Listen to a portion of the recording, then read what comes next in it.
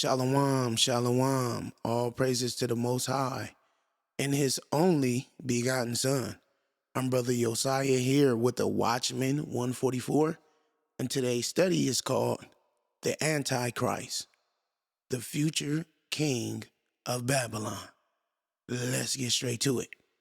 Let's get Daniel's chapter 2, verse 28 to 30. But there is a God in heaven that reveals secrets and makes known to the king Nebuchadnezzar what shall be in the later days. Thy dream and the visions of thy head upon thy bed are these. As for thee, O king, thy thoughts came into thy mind upon thy bed.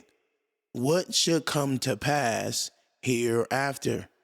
And he that reveals secrets makes known to thee what shall come to pass. But as for me, this secret is not revealed to me for any wisdom that I have more than any living, but for their sakes that shall make known the interpretation to the king, and that thou mayest know the thoughts of thy heart. So Daniel is revealing to Nebuchadnezzar what should take place in the later days. Why is he showing Nebuchadnezzar this? Because something in the later days that's going to take place has everything to do with Nebuchadnezzar. Now, we know that Nebuchadnezzar wasn't physically going to be in the later days. So if he wasn't going to be there, what was going to be there? His providence, his land, his territory. So this dream is not about world empires, right? This dream is about the three kings that were going to rule Nebuchadnezzar's providence, his land. Now, Nebuchadnezzar didn't rule the whole world, so this is not about the whole world, right? This vision is only exclusive to the king of Babylon and his territory. There's been well over more than 4 empires, so the dream is based off the king of Babylon and the future kings of Babylon that was going to arise after Nebuchadnezzar, right? How do we know that? Let's get some proof. Let's get Ezra chapter 5, verse 12 to 13. But after that our fathers had provoked the God of heaven unto wrath, he gave them into the hand of Nebuchadnezzar, king of Babylon, the Chaldean, who destroyed this house and carried the people away into Babylon. But in the first year of Cyrus, the king of Babylon, the same King Cyrus made a decree to build this house of God. We got the scriptures calling Cyrus the king of Babylon. And Cyrus was not the only one called the king of Babylon. If you look up Nehemiah 13 and 6, Artaxerxes was called the king of Babylon as well. I want to read something out of the Cyrus cylinder. So it says, I am Cyrus, king of the universe, the great king, the powerful king, king of Babylon, king of Sumer and Akkad, king of the 4 corners of the world, the perpetual seed of kingship, whose reign Baal and Nabu love, and with whose kingship to their joy they concerned themselves. When I went as an harbinger of peace into Babylon, I found it my sovereign residence within the palace amid celebration and rejoicing. Marduk, the great Lord, bestowed on me as my destiny in the great magnanimity of one who loves Babylon, and I every day sought him in awe. I sought the safety of the city of Babylon in all its sanctuaries. As for the population of Babylon, who, as if without divine intention, had endured a yoke not decreed for them, that we might live happily in his presence in well-being. At his exalted command, all kings who sit on thrones from every quarter, from the upper sea to the lower sea, those who inhabited remote districts, and the kings of the land of Amaru who live in tents, all of them brought their weighty tribute into Shuanna and kissed my feet. From Shuanna I sent back to their places to the city of Asher and Susa. Okay, so this is the Cyrus cylinder, right? Cyrus calls himself the king of Babylon. And not only that, he also says, I found it my sovereign residence within the palace. In Babylon, right? And it also say in line 30, it said all the kings brought their weighty tribute to Suanna, right? And if we look at line 10, it says angry that he made them enter in Suanna, and it says Suanna is Babylon. Meaning these people came to pay tribute to Cyrus while he was in Babylon, and from Babylon he sent them back. Let's get some more proof. Let's read another source. So I want to read something in Bible Encyclopedia. This is Alexander the Great.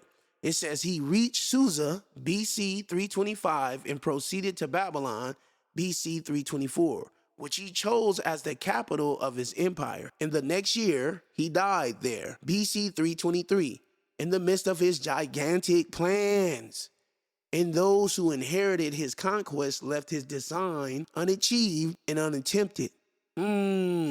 So Alexander the Greek died in the palace of Nebuchadnezzar. He died in Babylon, and Alexander the Greek wanted to make Babylon his capital. This is giving more validity that these kings were meant to rule over Nebuchadnezzar's territory. And this is why he's seen these three rulers that was going to rule his territory. Let's get another one. Let's look up the list of kings of Babylon. So when we look at the list of kings of Babylon, it's going to show us all the kings that ruled over Babylon, right? So when we scroll down, so if we look under the Chaldean, Dynasty X, Chaldean, when we look at Chaldean, right, we see Nebuchadnezzar the second, right? And then we look at the next list, who do we see next on the list? Cyrus the Great. We see Darius, right? Xerxes, Artaxerxes. And who's next on that list? Alexander the Greek. And we see Sir Lucius Nicator and Antiochus Epiphanes. Guess who we see after the Greeks that ruled Babylon on this list? It's the Parthian Empire. We don't see the Romans on here at all. When we look at the list of the kings of Babylon, we can see the same kings that was seen by Nebuchadnezzar, right, ruling under the territory of Babylon. So let's get Jeremiah chapter 27, verse 5-7. I have made the earth, the man and the beast that are upon the ground, by my great power and by my outstretched arm, and I have given it unto whom it seems meet unto me. And now have I given all these lands into the hand of Nebuchadnezzar, the king of Babylon, my servant. And the beasts of the field have I given him also to serve him. And all nations shall serve him, and his son, and his son's sons, until the very time of his land come. And then many nations and great kings shall serve themselves of him. The him is Nebuchadnezzar. So how was many nations and great kings were going to serve themselves of Nebuchadnezzar? By ruling from his territory. This is how they were going to help themselves of him. We can read this in the NLT, Jeremiah 27:7, and it says, all the nations will serve him, his son, and his grandson, until his time is up. Then many nations and great kings will conquer and rule over Babylon. Now this makes sense, because Babylon is the kingdom of man's world, right? Nimrod started this in Babylon. So it says great kings will conquer and rule over Babylon. Who are these great kings? Alexander the Greek, Cyrus, Artaxerxes, Antiochus Epiphanes, and not only that, the Antichrist. So these great kings that was going to rule over Babylon were the future kings that Nebuchadnezzar seen in his dream. Let's get the next verse. Let's get Jeremiah 25, verse 15-16. And then we go jump over and read verse 26-27. For thus says the Lord God of Israel unto me, take the wine cup of this fury at my hand, and cause all nations to whom I send thee to drink it. And they shall drink and be moved and be mad because of the sword that I will send among them. And all the kings of the north, far and near, one with another, in all the kingdoms of the world, which are upon the face of the earth. And the king of Shishak shall drink after them. Therefore thou shalt say unto them, thus says the Lord of hosts, the God of Israel, Drink ye and be drunken, and spew and fall and rise no more, because of the sword which I will send among you. So this cup that's in the book of Jeremiah represents for the wrath of God. So anybody that drinks from this cup is signing up for the end time wrath of God. Now let's deal with verse 26. And it says, all the kingdoms of the world which are upon the face of the earth, and the king of Shishak shall drink after them. Who is the king of Shishak that's going to drink after all kingdoms of the world drink of it, right? Meaning all the kingdoms of the world going to drink of it first, and then he is. Let's go to the Strongs. Let's get H8347. We got the Browns drivers Briggs, right? It says, another name for Babylon, apparently taken from the goddess Shak. So this is talking about the king of Babylon. If we read verse 26 in the ERV version, it says, I made all the kings of the north, those who were far and near, drink from the cup. I made them drink one after the other. I made all the kingdoms that are on the earth drink from that cup. Finally, after all these other nations, the king of Babylon will drink from it too. So who is this king of Babylon, right? That's going to drink from the cup of the Lord, because he's going to get destroyed after all the nations of the world get destroyed. And you can't say this happened already, because verse 27 tells us, and when they drink from it, you shall rise no more. So this cannot be any nation that drunk of the cup of the Lord during Nebuchadnezzar's time, because all those biblical nations that we read about has risen, right? They're modernized today in our time. So that means they're risen. You know what I'm saying? They're flourishing. So who is the king of Babylon in this, right? Obviously, it must be speaking about the Antichrist. Let's get the next verse. Let's get Isaiah chapter 14. Let's look at verse 13. It says, for thou hast said in thy heart, I will ascend into heaven. I will exalt my throne above the stars of God. I will sit also upon the mount of the congregation in the sides of the north. Is that not speaking about a location?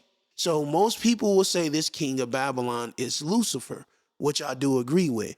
But this king of Babylon is a man, right, that Lucifer has inhabited, just like the king of Tyrus. So I'm letting you know what Isaiah 14, you have the same situation, and you have Satan inhabiting the Antichrist. So this is why it says, how art thou fallen from heaven, O Lucifer? And this is why it says in verse 16, is this the man that made the earth to tremble? Because we know that Satan is not a man. If we look at Psalms 48:2, it says, beautiful for situation. The joy of the whole earth is Mount Zion on the sides of the north, the city of the great king. And if we look at Psalm 74:2, remember thy congregation, which thou hast purchased of old, the rod of thy inheritance, which thou hast redeemed, this Mount Zion wherein thou hast dwelt. So right here in Isaiah 14:13, that's talking about the city of the Lord. It's talking about Jerusalem. So not only did this king of Babylon wanted to ascend into heaven, but he also said he wanted to sit in Jerusalem, which is the mount of the congregation in the sides of the north, Mount Zion. 2 Thessalonians chapter 2 and verse 4, it says, so that he as God sits in the temple of God, showing himself that he is God. So the son of perdition in 2 Thessalonians, he wants to sit in the temple of God. That's not talking about a place in heaven. That's talking about a place that's on the earth. So this king of Babylon has to be the same individual in 2 Thessalonians 2 and 4. And remember in 2 Thessalonians 2 and 4, this individual who opposes and exalt himself above all that is called God, he wants to go into the temple of God and he wants to proclaim himself to be God. So let's get the next verse. Let's get Daniel's 11, verse 36 and 37, and then we go jump over and read verse 40. And the king shall do according to his will. He shall exalt himself and magnify himself above every god, and shall speak marvelous things against the God of gods, and shall prosper till the indignation be accomplished, for that is determined shall be done. Neither shall he regard the God of his fathers, nor the desire of women, nor regard any God, for he shall magnify himself above all. And at the time of the end shall the king of the south push at him, and the king of the north shall come against him like a whirlwind, with chariots and with horsemen and with many ships. And he shall enter into the countries and shall overflow and pass over. This king in Daniel's 11:36 is going to magnify himself and is going to exalt himself above all gods and the God of gods, right? Well, that sounds like the same individual in 2 Thessalonians, who opposes and exalts himself above all that is called God. And so in verse 40, it calls him the king of the north.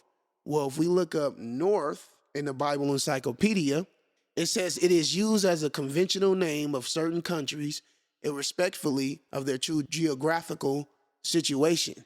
Babylon, Chaldea, Assyria, and Media, which are constantly represented as being to the north of Judea, though some of them lie rather to the east of Palestine. Thus, Assyria is called the north, and Babylonia. So if he's the king of the north, so basically this individual is the king of Babylon, the future king of Babylon. Because remember, it says, and at the time of the end shall the king of the south push at him. It's speaking about the king of Babylon. Let's get our next verse. Let's go to Zechariah chapter 5, verse 7 to 11. It says, and behold, there was lifted up a town of the lead, and this is a woman that sits in the midst of the ephah. And he said, this is wickedness. And he cast it into the midst of the ephah, and he cast away the lead upon the mouth thereof. Then lifted I up my eyes, and looked, and behold, there came out two women, and the wind was in their wings. For they had the wings like the wings of a stork, and they lifted up the ephah between the earth and the heaven. Then said I to the angel that talked with me, whether do these bear the ephah? And he said unto me, to build it a house in the land of Shinar, and it shall be established, and set there upon her own base. Zechariah was given this vision after the fall of Babylon. So he's seen something in the future, a wicked religious system in the land of Shinar. And if you look up Shinar, that's the land of Babylon. It's the land of Babylonia. So he's seen something coming in the future. The two women that's in cahoots with the ephah is the false prophet and the Antichrist.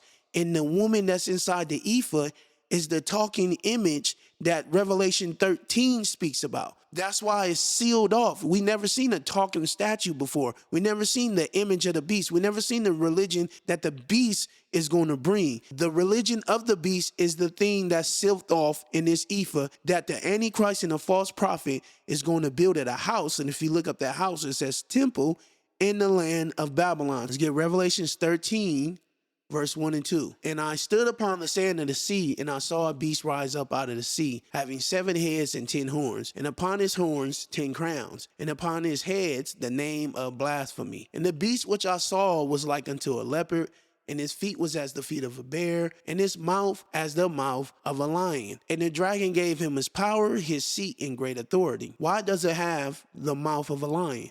What does the lion represent? If we go to Daniel chapter 7, and look at the lion, Babylon was the symbol of the lion. Now, why does this beast have the mouth of a lion? Right, let's look at verses 11, 12, 14, and 15. It says, and I beheld another beast coming up out of the earth, and it had 2 horns like a lamb, and it spake as a dragon. And he exercised all the power of the first beast before him, and causes the earth and them which dwell therein to worship the first beast, whose deadly wound was hell. So it says this beast that comes up out of the earth, he's going to exercise all the power of the first beast before him, and cause the earth and them which dwell therein to worship the first beast, whose deadly wound was healed. So whoever the first beast is the one who received the deadly wound. Not only that, the beast from the earth is going to make everybody worship the first beast. And it says he's going to exercise all the power of the first beast. Now, let's go see the power that he's going to exercise. Verse 14, it says, and saying to them that dwell on the earth, that they should make an image to the beast, which had the wound by a sword and did live. And he had power to give life unto the image of the beast, that the image of the beast should both speak and cause that as many as would not worship the image of the beast shall be killed. So this beast that's going to come from the earth, he is going to set up a statue. Anybody that does not worship this image of the beast is going to be killed. Well, if you look at Daniel's chapter 3, King Nebuchadnezzar set up an image, and then he told the whole world, when you hear the music, you worship the golden image. And if you do not worship the golden image, you will be thrown in a fiery furnace. This is the power that the beast from the earth is going to exercise. This is why he has the mouth of the lion. When we go back to Nebuchadnezzar's dream, it was not about the kingdoms of the world, but it was speaking about Babylon and the future rulers who are going to rule that place. So the Antichrist is the future king of Babylon. I'm Brother Josiah here with the Watchman 144. We just completed the study, the Antichrist, the future king of Babylon. I hope you guys were edified. Godspeed, and I'll catch you on the next one.